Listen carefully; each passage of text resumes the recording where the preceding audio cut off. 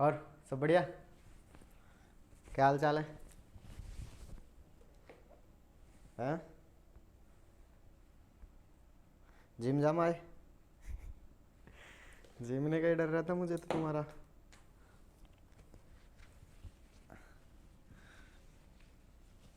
चलिए तो आप सभी को नमस्कार और हार्दिक अभिनंदन।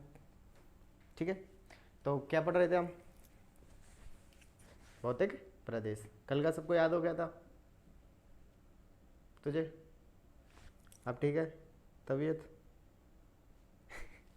ठीक है, तो चलिए क्या पढ़ रहे थे हम? भौतिक प्रदेश। तो पूछ लें कुछ। भौतिक प्रदेशों में कौन सा पढ़ लिया अभी तक हमने? कौन सा? मरुस्थल। मरुस्थल सबको अच्छे से याद हो गया? हो गया? कौन सा पढ़ा? मरुस्थल। और मरुस्थल के हमने कितने टुकड़े कर दिए थे? 2। कौन सा? पहला शुष्क, फिर दूसरा अर्ध शुष्क। अर्ध शुष्क, ठीक। चलिए इसके फिर हमने 2 टुकड़े किए थे। कौन सा आपका? बालू का स्तूप युक्त। युक्त से तात्पर्य जिनके अंदर हमें सैंडून्स देखने को मिलते हैं वो तो युक्त यानी बालू का स्तूप पाए जाते हैं। वहीं दूसरे की बात करें, दूसरा कौन सा था? बालू का स्तूप मुक्त। बालू का स्तूप मुक्त, ठीक। फिर क्या पढ़ा था हमने? फिर पढ़ा अर्धशुष्क। और अर्धशुष्क की बात करें, इसको कितने पार्टों में डिवाइड किया? 4। पहला कौन सा? नॉर्थ से बताते आना, उत्तर से दक्षिण की ओर घग्गर। सेकंड की बात करें, सेकंड कौन सा था? तो सेकंड कौन सा था? शेखावाटी अंतः प्रवाह। कौन सा? शेखावाटी अंतः प्रवाह, ठीक। थर्ड की बात की थी, कौन सा था? नागौर उच्च भूमि। नागौर उच्च भूमि, ठीक। और फिफ्थ की बात की थी, सॉरी फोर्थ की, तो फोर्थ कौन सा था? लूणी बेसिन। और लूणी बेसिन को हम क्या बोल देते हैं? गोडवार बेसिन के नाम से जानते हैं, ठीक है ना। अभी तक ये पढ़ लिया था। आज हमारा सेकंड कौन सा पढ़ने जा रहे हैं हम? सेकंड अरावली को। किसको? अरावली को। अरावली के बारे में अध्ययन करेंगे। इससे पहले थोड़ा सा बताते चलना। सबसे पहले मैं शुष्क की बात कर रहा हूं, ठीक। शुष्क, शुष्क को युक्त और दूसरा मुक्त। मुक्त कितना था बताओ? वेरी गुड, कितना? 41.5%। और युक्त कितना था? 58.5%, ठीक। बात करूं मुक्त में, तो मुक्त में क्या कौन कौन सी जगह देखा था आपका? रामगढ़, रामगढ़, लोदरवा, लोदरवा और पोखरण। कहाँ पर हैं सभी के सभी? जैसलमेर में, ठीक है ना। इसके बाद बात करूं फलोदी की, फलोदी और एक बालोतरा। इनके अंदर तो क्या होता है? हमें सैंडूम्स देखने को नहीं मिलते। यहाँ पर जो मरुस्थल है वो चट्टानी देखने को मिलता है, और चट्टानी को हम क्या कह देते हैं? वेरी गुड, क्या कह देते हैं? हम मादा, ठीक है। जब हम युक्त की बात करते हैं तो युक्त में देखा था सबसे पहले कौन सा? बरखान। और बरखान क्या होते हैं? अर्धचंद्राकार बालू का स्तूप होते हैं। सर्वाधिक मरुस्थल को आगे बढ़ाने में किसी का योगदान है तो किसका है? बरखानों का हमें देखने को मिलता है, ठीक है ना। और मरुस्थल की दिशा पूछता है किस दिशा में बढ़ रही है, तो दक्षिण पश्चिम से उत्तर पूर्व की ओर। जबकि ढाल की पूछता है तो आपका किधर है? उत्तर पूर्व से दक्षिण पश्चिम की तरफ। देखिए अगर वो ढाल पूछता है तो ढाल तो किधर है? उत्तर पूर्व से दक्षिण पश्चिम की ओर। वही बात करें बढ़ किधर की रहा है, तो दक्षिण पश्चिम से उत्तर पूर्व की ओर, ठीक। दोनों फैक्ट समझ में आ जाने चाहिए आपके। चलिए ठीक है, बरखान बता दिया आपने। बरखान के बाद में सब्रकापिस बताइए। सब्रकापिस क्या होते हैं? बिल्कुल, झाड़ियों के किनारे जो पनपते हैं उनको क्या कह देते हैं? सब्रकापिस कह देते हैं, ठीक है। मतलब यहाँ तक सबके कंप्लीट है? हाँ कंप्लीट है सबके? तो क्या कंफ्यूजन है फिर यहाँ पे? हाँ चले आगे। तो आगे की जब हम बात करते हैं तो हम कौन सा पढ़ते हैं, अर्ध शुष्क देखने को मिलता है। कौन सा देखने को मिलता है, अर्ध शुष्क देखने को मिलता है। और अर्ध शुष्क के हम कितने पार्ट करते हैं, तो अर्ध शुष्क करते हैं हम 4 पार्ट। कितने करते हैं, 4 पार्ट, ठीक है। और 4 पार्टों की मैं बात करूं तो वो कौन से देखने को मिलते हैं, वो देखने को मिलते हैं हमें सबसे पहले कौन सा, घग्गर बेसिन, ठीक, घग्गर बेसिन। चलिए थोड़ा सा बात कर लेते हैं। सब्र काफी हो गया इसमें, और हालांकि इनकी बात हम पिछली कक्षाओं में भी कर चुके हैं। आज हम अर्ध शुष्क का अध्ययन कर रहे हैं, ठीक है ना, इस वाले को छोड़ के इस वाले का कर रहे हैं, ठीक है ना। सबसे पहले घग्गर बेसिन की कोई घटना बताइए। वेरी गुड, कौन सी, नाली या पाट। भाई दूसरा आकरा, ये दोनों याद हैं सबको। नाली एक भेड़ की नस्ल भी होती है, और गंगानगर हनुमानगढ़ में जो इसका अब्बा क्षेत्र है आपका घग्गर का, उसे भी नाली पाट के नाम से जाना जाता है, ठीक है। वही बात करें शेखावाटी, तो शेखावाटी में क्या क्या देखे थे, एक तो देखी थी भीड़, और भीड़ क्या है, घास। एक देखे थे सर, अस्थायी पानी के तालाब। फिर देखे थे जौहड़, कच्चे पानी के कुएं। और एक देखा था तोरावाटी, क्या, तोरावाटी। और तोरावाटी जो कांतली नदी का अब्बा क्षेत्र है उसे तोरावाटी के नाम से जाना जाता है। फिर पढ़ा था कौन सा, नागौर उच्च भूमि, नागौर उच्च भूमि। नागौर उच्च भूमि में क्या देखी थी, बांका पट्टी, बांका पट्टी, या इसी को क्या बोल देते हैं, कुबड़ पट्टी, ठीक, कुबड़ पट्टी, ठीक है। और ये कहाँ से कहाँ तक है आपके, अजमेर से नागौर के मध्य, ठीक है, अजमेर टू नागौर के मध्य, ठीक है। यहाँ पर फ्लोराइड की मात्रा अधिक होती है, और उसकी वजह से कौन सा रोग हो जाता है, फ्लोरोसिस, यानी लोग बागों की हड्डियाँ कमज़ोर हो जाती हैं, गलने लग जाती हैं। फिर पढ़ा था हमने लूनी बेसिन, और लूनी बेसिन में क्या याद रखना था, लूनी का अफवाह क्षेत्र था। वहीं बात करूँ रेल या नाड़ा, तो इसका जालौर के अंदर जो अब्बा क्षेत्र है उसे रेल या नाड़ा के नाम से जाना जाता है, ठीक है। तो ये सभी बातें थी। इसके बाद में कुछ महत्वपूर्ण घटनाएं, जैसे आप मुझे बताइए, क्या नकलिस्तान किसे कहते हैं, नकलिस्तान किसे कहते हैं, बताओ फटाफट से। बिल्कुल, जो पानी के चारों ओर समुद्र, वो हमें मरुस्थल के अंदर क्या देखने को मिलती है, वनस्पति, तो उसे ही क्या कहते थे हम, नकलिस्तान। चलिए नेक्स्ट बताइए, रेगिस्तान का मार्च किसे कहते हैं, बताओ फटाफट से। इसका आगे बढ़ना, किसका, मरुस्थल का आगे बढ़ना, ठीक है ना, क्या कहलाता है, रेगिस्तान मार्च। बाप बोल्डर बताओ कहाँ पाए जाते हैं, बाप बोल्डर। पहले तो ये बताओ बाप बोल्डर होते क्या हैं, चट्टानी, छोटे छोटे, हाँ बिल्कुल, जो चट्टानी इलाका है उसके जो छोटे छोटे टुकड़े होते हैं उनको बाप बोल्डर कहते हैं। और बाप कहाँ पाए जाते हैं, आपके बालोतरा में, ठीक, वेरी गुड।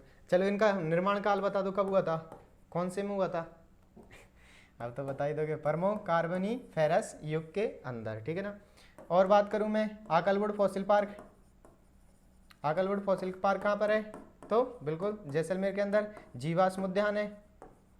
और यहाँ पर जो लकड़ी के साक्ष्य प्राप्त हुए हैं वो किस रूप में प्राप्त हुए हैं, पाषाण रूप में। किस रूप में प्राप्त हुए हैं, पाषाण रूप में। और ये इनका काल पूछता है तो किस काल के हैं, वेरी गुड, किसके हैं, जुरासिक काल के, ठीक, किस काल के हैं, तो जुरासिक काल के हमें देखने को मिलते हैं, ठीक। यहाँ तक हो गया सबका।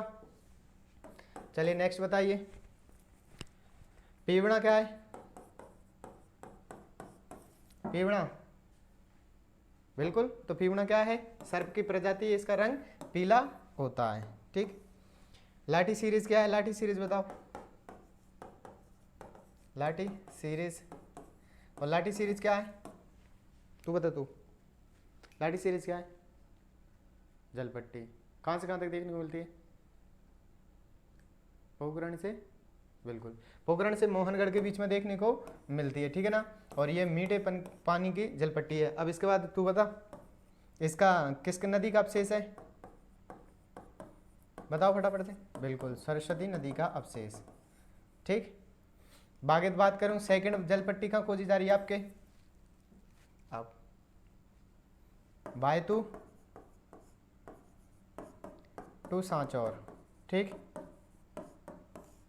मतलब सबको याद हो गया कल का। चलिए तो आज हम अरावली को पढ़ेंगे, और आप सभी के सभी डाल लें अपने अरावली, ठीक।